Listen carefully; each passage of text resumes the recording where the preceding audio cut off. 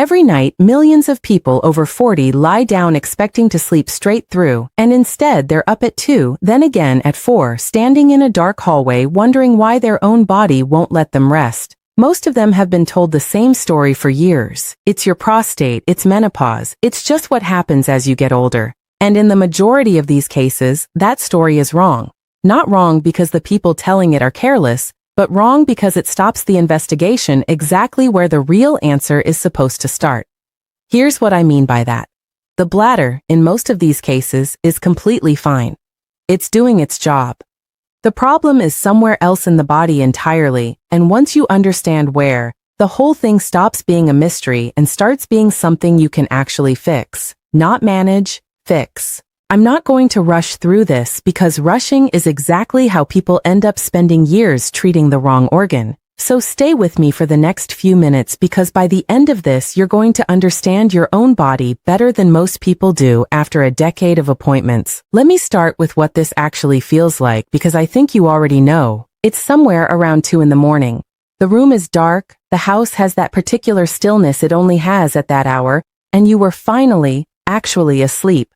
Not the shallow kind, the good kind. And then something pulls you up out of it. Not pain, not a sound, just pressure, building slowly until you can't ignore it anymore. You throw the blanket back. Your feet hit the floor. You've made this walk so many times you don't even need the light anymore.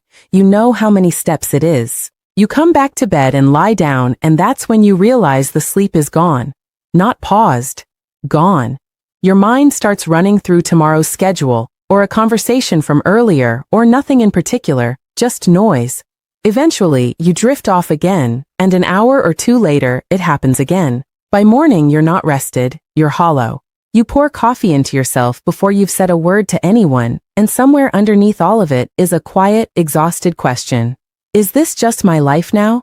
I want to answer that question honestly, and the honest answer is no. What you're describing is not aging, it's a mechanical problem, and mechanical problems have mechanical solutions. Understanding what's actually happening inside your body at night is going to change how you think about every glass of water, every dinner, every hour before bed, starting tonight. So let's talk about what you were probably told and why it left something out. If the doctor you saw is treating you for prostate concerns, you were probably told this is age-related enlargement, given a medication, and told to check back in 6 months. If you're a woman, you may have heard menopause or a weakened pelvic floor and been handed a sheet of exercises. And if you pushed back and asked why none of it was working, you may have heard the sentence that ends more medical conversations than any other. This is just normal for someone your age. That sentence sounds reassuring, but it isn't. It's the point where the conversation stops instead of the point where it should really begin. Because the actual question isn't what's wrong with your bladder. The actual question is, where is all that fluid coming from at night? And why does it show up exactly when you lie down?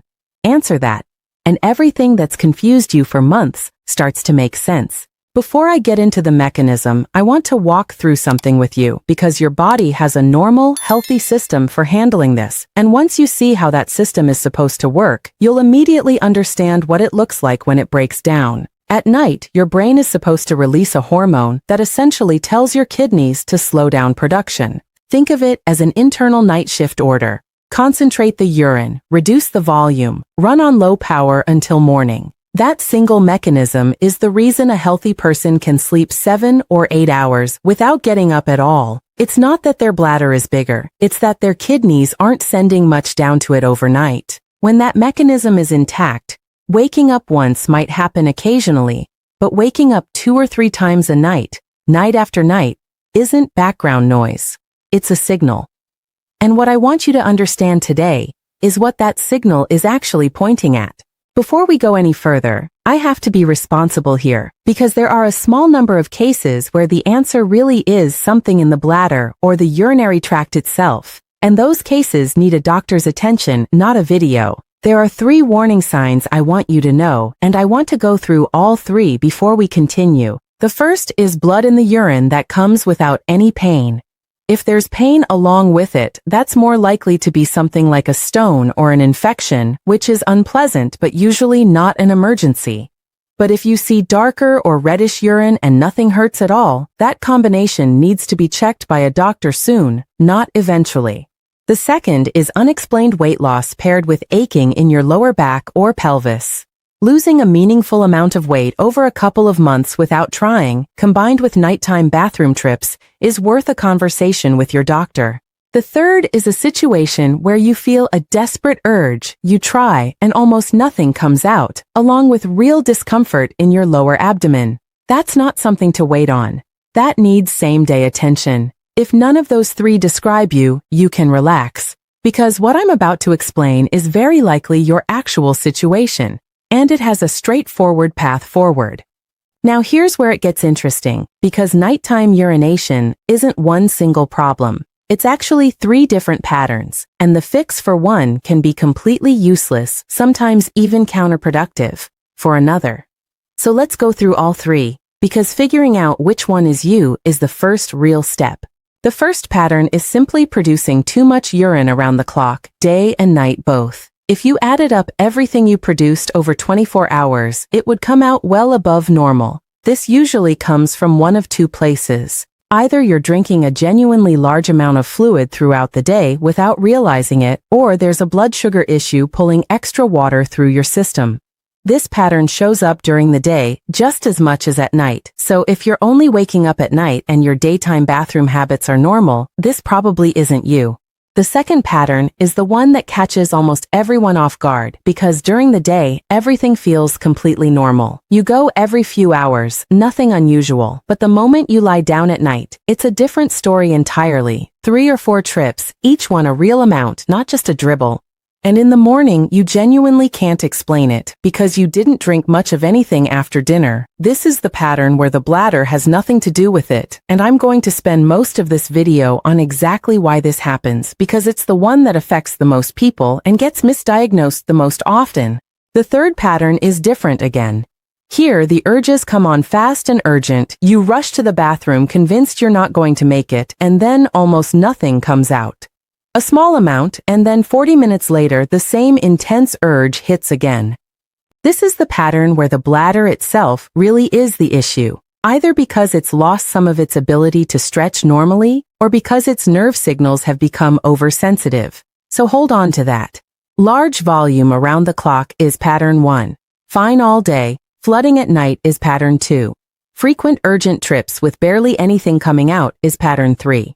For most people watching this, it's pattern 2, and that's the one I want to walk you through properly. I want to tell you about someone I'll call Daniel because his situation is close to a template for what I see constantly. Daniel was 56, an engineer by training, and not someone who complained easily. When he finally came in, he brought a folder with him, blood work, a bladder scan, a prostate marker test, and a list of supplements he'd already tried. His opening line was almost exactly what I hear from most people in his position. "It has to be my prostate doctor, just tell me what to take." He walked me through the timeline. It started with 1 trip a night, which he ignored for months, then 2, then, for the 6 months before he came in, 4 or 5 trips most nights. He'd done exactly what most people do when they assume the bladder is the problem.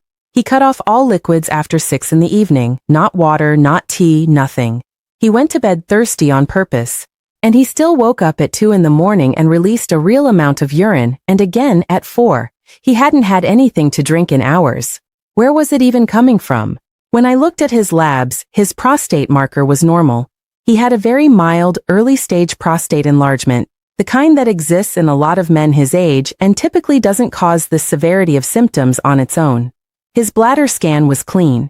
From a purely urological standpoint, there wasn't much there, so I stopped asking about his bathroom habits and started asking about his life. Did he ever get a little short of breath going upstairs? A little, he said, but he used to smoke, so he chalked it up to that. Did his socks leave a mark on his skin by the end of the day? He paused at that one. Actually, yes, he said. There's an indent when I take them off. I never thought that meant anything.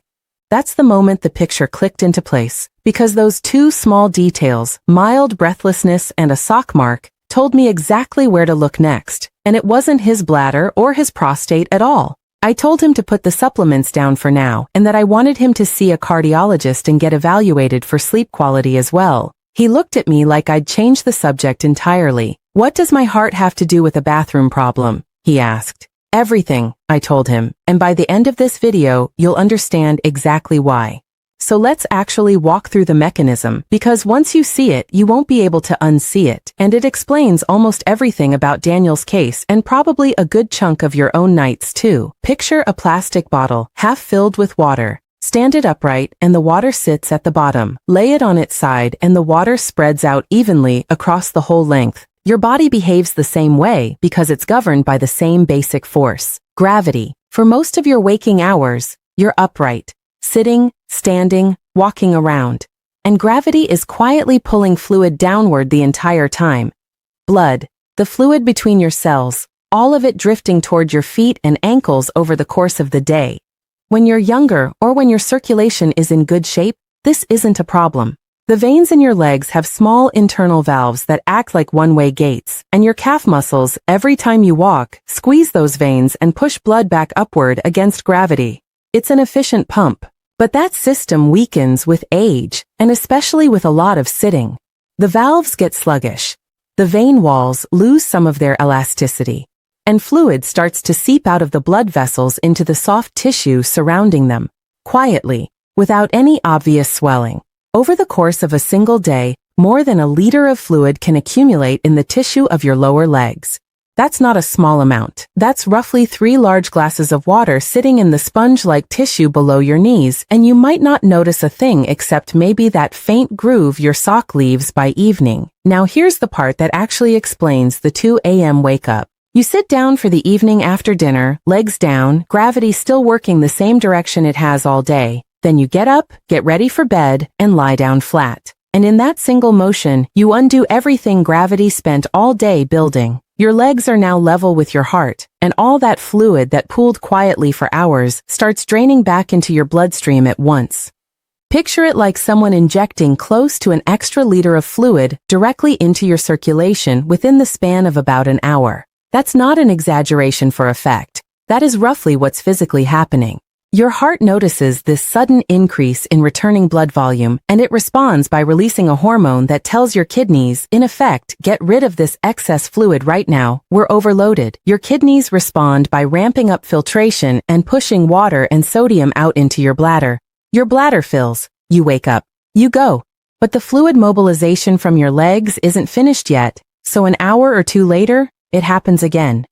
That's why someone can stop drinking at 6 in the evening, go to bed genuinely thirsty, and still be up 3 times before sunrise. The water isn't coming from a glass, it's coming out of their own legs. This was Daniel's entire situation, and it's worth pausing on for a second, because I know how strange it sounds that a problem you feel in your bladder is actually being caused by fluid sitting in your calves for 12 hours and then draining out all at once the moment you lie down. But once his cardiologist and sleep specialist got involved, that's precisely what they found. Early, mild heart strain that wasn't dramatic enough to notice day to day, and a sleep breathing issue that was making the whole cycle worse. His bladder had been innocent the entire time. I want to pause here for a second because if what I've just explained is matching up with your own nights, that's exactly the kind of recognition this channel exists for. And if you want more of these breakdowns as they come out, following along means you won't miss the ones that come next. Now, there's a way to check whether this fluid pattern is actually happening in your own body, and it doesn't require a lab or a scan. It just requires your own hands and about 30 seconds. Find your shin bone, the hard ridge running along the front of your lower leg where there's no muscle covering it. Place your thumb against that bone, roughly 4 to 6 inches above your ankle. Press firmly and hold it there for a full 10 seconds. Then let go and run a finger across that same spot. If the skin springs back flat immediately, there isn't much fluid built up there right now. But if your thumb leaves a small dent that takes several seconds to fill back in, that's a sign there's fluid sitting in that tissue right now, even if your leg doesn't look swollen to the eye. And whatever is sitting there is going to end up moving through your kidneys and into your bladder tonight.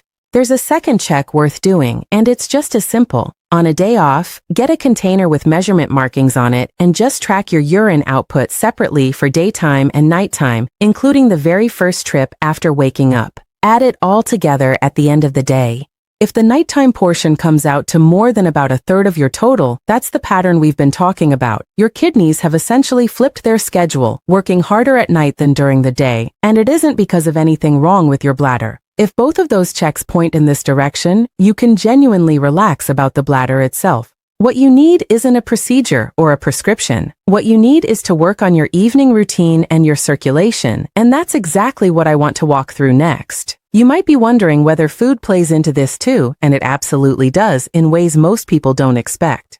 There are 3 things showing up in a lot of people's evenings that are quietly making this worse, and I want to go through all 3 because most people are only aware of one of them, if that.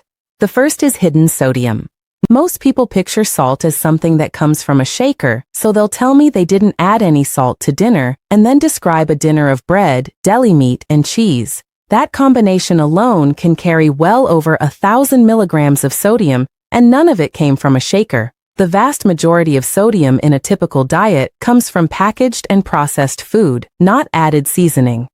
When that sodium hits your bloodstream in the evening, your body initially holds onto water to dilute it. But overnight, your kidneys start actively flushing that sodium out, and sodium pulls water along with it as it leaves. So you're not waking up because you drank too much. You're waking up because your body is processing last night's sandwich. The second is evening sugar, and this one catches people who genuinely think they're eating well. A piece of fruit, a cookie, a sweetened tea before bed feels harmless, even healthy.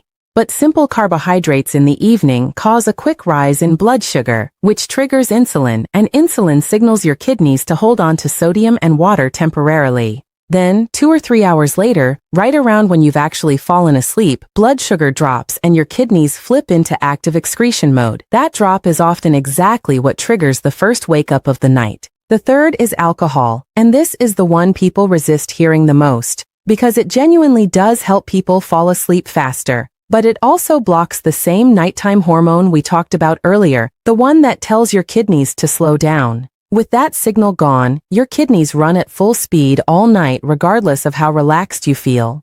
You might sleep through the very first urge because of the sedative effect, but by the second or third, it catches up to you, and the sleep you did get was shallower the entire time. On the other side of this, there are foods that genuinely help, and I want to run through 3 of those as well. Raw pumpkin seeds are the first, and I mean raw, not roasted or salted. They're rich in magnesium and zinc in a form your body absorbs well, and magnesium helps relax the muscular wall of the bladder itself, letting it hold a more normal volume before it signals urgency. A small daily handful is genuinely one of the most underrated habits for this. Cranberries are the second, but the real fruit or a plain extract, not the sugary bottled juice, which often has more sugar than a soda. Cranberries contain compounds that make it harder for bacteria to cling to the bladder lining, which matters because a lot of adults carry a low-level background irritation there that makes the bladder oversensitive even without an active infection. Fiber is the third, and this one is purely mechanical. A backed-up colon sits right next to the bladder and physically presses against it, which can make the bladder signal fullness long before it's actually full. Keeping things moving with vegetables and whole grains gives the bladder more room to fill properly overnight. Daniel made just one change here, swapping his usual processed dinner for something simpler and cutting out the evening sweets. That single shift alone dropped him from 5 trips a night to 4. Meaningful, but not the whole answer, because food changes the chemistry, it doesn't fix failing vein valves. For that, we need something a little more mechanical. This is the routine I actually walk patients through, and I've broken it into 3 parts: morning, day, and evening, because each one addresses a different piece of the puzzle. The first part happens in the morning, before you even have coffee, and the goal is to get your circulation moving before gravity has a chance to start pooling fluid again. Stand with your feet shoulder-width apart, rise up onto your toes an inch or 2, then let your heels drop back down with a light, firm thud. Repeat this about 30 times. That's roughly 30 seconds. This motion helps reactivate the valves inside your leg veins right at the start of the day, so less fluid accumulates by evening in the first place. If standing is difficult, lying down and gently shaking your raised arms and legs for about a minute does something similar. The second part covers your fluid intake across the day, and the rule is simple. Aim to get most of your fluids in before mid-afternoon, rather than loading up in the evening. A glass of water right after waking, steady sipping through the morning and midday, and then tapering down after around 4 in the afternoon to small sips only as needed. And take the salt shaker off your table entirely, seasoning only during cooking. That one change alone tends to cut daily sodium intake by a noticeable margin. The third part happens in the evening, roughly an hour before bed, and this is the piece that made the biggest difference for Daniel. Lie down and prop your legs up against the wall, over the arm of a couch. However, you can get your heels above the level of your heart. Stay there for about 15 to 20 minutes while you read or watch something. What you're doing is letting gravity work in your favor for once, draining that pooled fluid back into circulation while you're still awake and alert, rather than an hour after you've fallen asleep. You'll likely feel the urge to go about half an hour after finishing, release a real amount, and that's fluid that would have otherwise woken you at 2 in the morning instead. If you have visible swelling, wearing light compression socks in the evening hours taken off before bed can help as well. There's one more piece worth adding once you're actually in bed, lights off. It's a set of pelvic floor contractions, and most people do these incorrectly by tensing their whole lower body. The correct version is subtle. Imagine gently drawing upward as if stopping yourself mid-motion, while keeping your stomach and thighs completely relaxed. Hold for a few seconds, release slowly, and repeat 20 to 30 times. This helps calm an oversensitive bladder signal over time, on top of everything the leg elevation is already doing. Daniel was skeptical about all of this at first. Legs up against the wall felt almost silly to him. But within a week, he was down to waking up once, near morning, instead of 4 or 5 times scattered through the night. A month in, most nights he slept straight through. His cardiologist noted at his next visit that the swelling in his legs had visibly improved too, which tells you the whole system was working together the way it's supposed to. So let me leave you with something concrete you can actually use tonight. 5 steps in order. The first is the shin test. Press your thumb against your shin bone for 10 seconds right now and see if a dent remains. The second is clearing tonight's dinner of processed meat, hard cheese, and heavily salted packaged food. The third is skipping anything sweet after dinner. No fruit, no dessert, no sweetened tea. The fourth is legs up for 15 to 20 minutes, about an hour before bed, followed by a bathroom trip right before you lie down for the night. And the fifth is the pelvic floor sequence once you're already in bed with the lights off. 20 to 30 slow, gentle repetitions. None of this requires a prescription or a procedure, and that's exactly why it rarely comes up in a short appointment. There's no product to prescribe for putting your legs up on a wall, but the physiology behind it is real, and it's the same physiology that turned things around for Daniel and for a lot of people since. If your bladder has felt like the enemy for months or years, I want you to walk away from this understanding something different. It was never actually working against you. It's been sending an honest signal the whole time. The only thing missing was knowing where to actually look. Now you do. If this explains something you've been dealing with, hit like so more people trying to figure this out actually see it. Subscribe if you want the next breakdown like this one, and tell me in the comments which of the 3 patterns sounded the most like your own nights. It genuinely helps shape what I cover next, and I read every one of them.